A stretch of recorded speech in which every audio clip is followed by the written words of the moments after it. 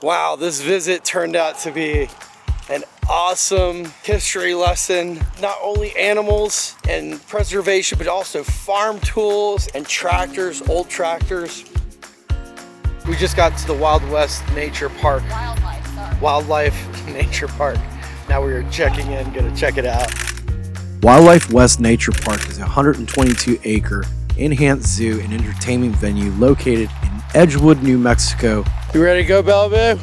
As we made our way up to the gift shop, we got to meet one of the most interesting people of the entire trip. Cool gift shop. Absolutely. Hey, Mr. Roger, how you doing today? Tell me a joke, the best joke of the day so far. So where did bad rainbows go?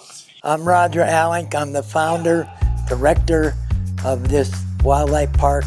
I also collect a lot of old things, old machinery, old farm equipment, collect it every chance I get.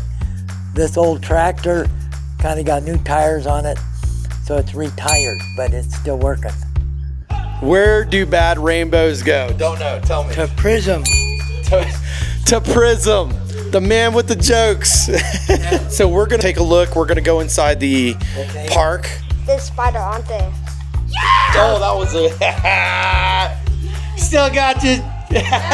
Wildlife West is dedicated to animal enrichment, seeking to provide environment, stimulation, and activities that encourage natural behaviors and contribute to the mental and emotional well-being of its inhabitants. The native look of the enclosures and habitats is the result of an intensive design process. We've heard that they have a brand new bear. There's a bald eagle that we need to see, so we're going straight to the mammal area because rain is approaching. Like to party? You like to party? Just saw an antique tractor. I'm gonna do a review on it. Can't wait. Looks like we're walking up to the coyote. Look at this guy. The coyote, also known as the American jack, Ready to eat one of my kitties. is a species of canine native to North America. Can I put my finger in there? How you doing? Everybody calls me other names, but my name is Buddy. Like I want to be your buddy. So put your finger through the hole so I can be your buddy. People don't call me Chewy. I chew your finger. But I can be your buddy. You be a buddy, you give me a chewy finger, and then you can call me Chewy. All right, so we haven't seen the bear. We're gonna pause on that one and make our way around to the other locations. Since the bears didn't want to come out and play today, we decided to make our way over to the area where the big cats were located at. I definitely wasn't expecting to come up and personal with these cats. Look at that cougar. The cougar, also known as the panther, mountain lion, catamount, and puma, is a large cat native to the Americas. Bella, I love you. I love you too.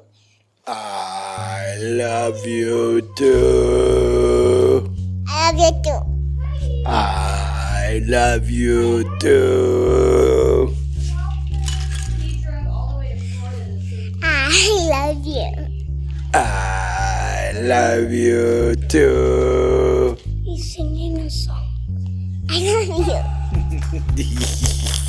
I want to. The ball we ball. Here's a good factoid. Raccoons are immune to snake bites. Are they immune to rattlesnake bites? I did not know that. That is a good factoid. You're going to find out that walking through the trails, everything was clean and the signs were pointed to the proper locations so you can easily find the animal that you wanted to check out. Oh, look at him. Oh. One thing about this place that I really liked was the fact that I got to see some cats up and close, like bobcats, a cougar. You know, there's some pretty cool cats around on this sanctuary. Y'all stop in to see this zoo. It's absolutely wonderful. Take a load off whether you're traveling, passing through Albuquerque. Really, really cool. So happy we stopped here. I saw me an old tractor over there. I'm gonna go and take a look at it. So I was told this is a hay baler right It over was here. operated by horses. On the front there, you can see they had a thing that the horse would run the machine. So it's a dump rake. How would they use this? They would gather up the hay and then they'd trip it, and dump it into a pile, and then keep dragging it. It's an old cultivator. Of course, the horse is horse drawn. Yeah. These old mowers, they were wheel driven. Oh, look at that. That's how they used to cut grass. Yeah, the corn cutter. Oh, look at that. Yeah, I could see that. I bet you some museum's gonna go nuts seeing all this right here. But you can see the older wagons had metal wheels. Yeah, metal wheels. Tell me everything you know about this one. So this is going to be the Allis-Chalmers Model C. Yeah. I was talking about it earlier. I thought this was a Model B. Well, the B looks a lot like it. This is a little bit bigger. Oh, look, you got fresh tires for it too. Yeah. Wow, so this is entirely original. Have you painted it at all? Well, I bought it restored. Uh-huh.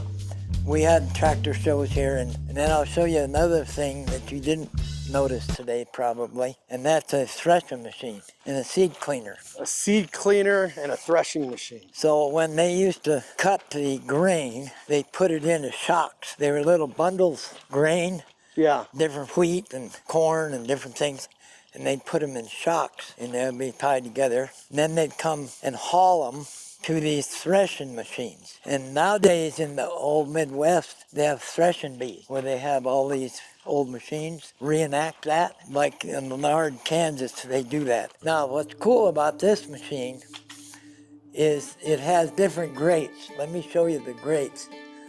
Ah, look at that for the sizes. For different kinds of seed, they had these different grids. Anyway, they came with the machine where you could clean pinto beans, you could clean grain of all kinds. So they put the grates in here and then they size it. Yeah, and it's a shaker. Yeah. So it just shook it and they separated the seed from the stems. How old is this? It's probably what? Pre-World War II. So 1940-ish? Before that, before 40s. Could be 30s, and there used to be a lot of farming going on up there. And then the drought of the 30s and 40s pretty much put them out of business. But if you go around that country, you can see a lot of old machinery parked out in the field. Like this came from that same area. It's a threshing machine. It would separate the stems from the seed. Uh-huh. And this big tube was where the stems came out. This little tube was where the grain came out. And then the grain got transferred over to this machine to clean it. This drives me crazy. Look at this. This is actually made out of paper. Wow. But I know it's pre-World War II because it had metal wheels. After the war, they could use rubber again, and they started putting rubber tires on. Okay, yeah. I think it's cool anyway. Yeah, I think it's totally cool, entirely cool. Because they just don't make stuff like that anymore. There's a little store. It says seed on it. Okay, so if you're going to visit Roswell, New Mexico, there's something special going on here other than just aliens. So this seed company behind me has been in business for almost 120 something years. I didn't get the exact date. I was just sent over here from Roger from one of our other spots who ran a zoo in New Mexico. But they clean seed from all over the Southwest. And if you tell them, you tell the owners, you talk to me, they might give you a tour. And by the way, this is Shirley over here, and she is one of the owners over here, so she graciously said that we could come in and take a little bit of a tour of their operation over here. To the seed cleaner machines. They have these high-tech ones and these old ones. And they clean seed from all over the Southwest. But this is all original, replanted. They harvest the seed and they send it to this company to clean it. Okay, so this is what you don't see every day. It's a working tractor, 1957. Yep. Allis-Chalmers Model CA. This was 39,500 of these in production. And this is still in operation right now. Yep. I gotta get this. Over here is the ignition switch, right there. Uh-huh. You pull that, and then it's a mechanical start. As soon as this thing started up, you could tell it was definitely no Kawasaki engine.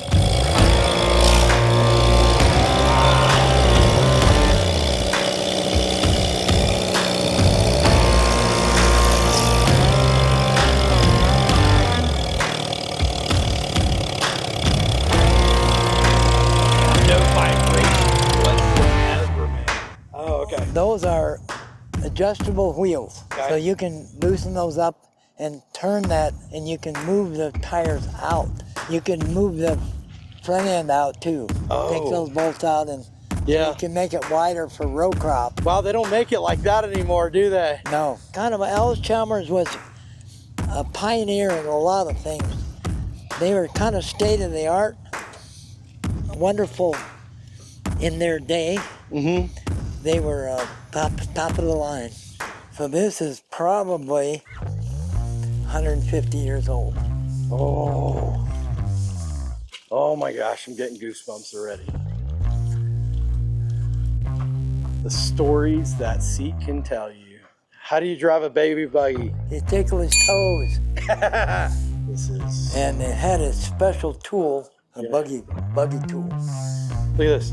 Special tool to take off the tires of a buggy. Yeah. Like so. You see this? Goes right there. Keyed perfectly. Gosh, all still wood. Yeah, we oil these up. And do these ever go bad at all? As long as your wood doesn't dry out, and then it shrinks and the metal will come off. We love when people enjoy our old stuff, our old animals, like me, and the old machinery too.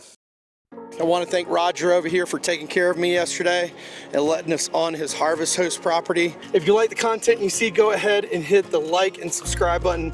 Go ahead and support this channel so I can hit a whole bunch more areas and farms to show you what's hidden in these barns.